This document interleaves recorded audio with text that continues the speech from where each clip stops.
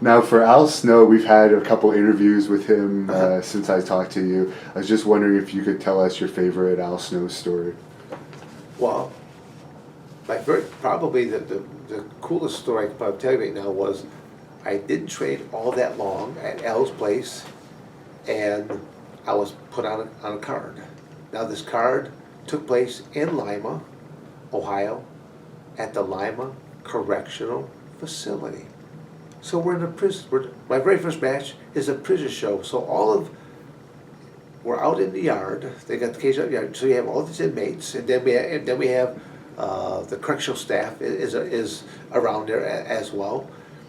And everything I had learned at that point, that baby faces act this way, they're supposed to get this response from the crowd. Heels act this way, they get this response from the crowd. All of that was reversed. All the heels were being cheered, and all the baby faces were being booed in this yard show in the Lima prison. And so, and I'm actually wrestling Al Snow underneath a mask, a hood, and stuff like that. And I think his character was Shinobi, like an Oriental assassin.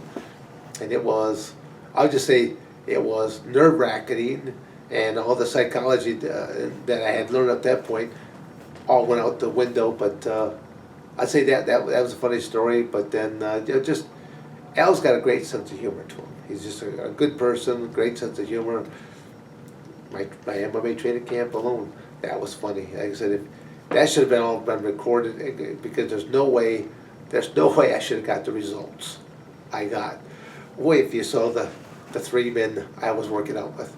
Well, the benefit you have if they do a movie about your life, you look similar, and Al Snow also looks similar now. He's in the best shape of his life, so you could probably reenact it in the movie that you guys play yourselves. I keep hoping that somewhere down the road there would actually be a movie, because I think there's enough merit to it, because of, it sounds braggadocious, but I would just tell people I'm not a braggadocious person.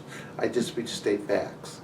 And the fact is, I have accomplished a lot of different successful things in a lot of different categories. Amateur wrestling is one aspect of what I did in the United States for folk style, but then when I did freestyle, and then when I did Greco-Roman, going to Arizona State, jumping into judo, and then going to never trained Sambo. I just simply went to the Sambo Nationals, and then out of necessity, I jumped into a tough band contest, to professional wrestling, to go to Japan doing the UWFI stuff, to ultimately jumping into mixed martial arts, no holds barred, Ultimate Fighting Championship, no holds barred, to mixed martial arts. So, seen a lot of things, done a lot of cool things, and I always tell people, for having as many matches as I have, my ears still look like ears, and my nose is still in the center of my face, and the teeth, although crooked,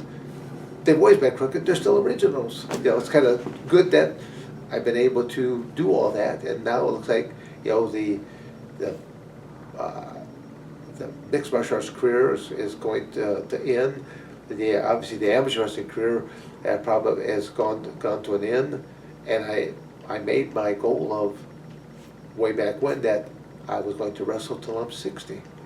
I'm 60. I'm like going, wow.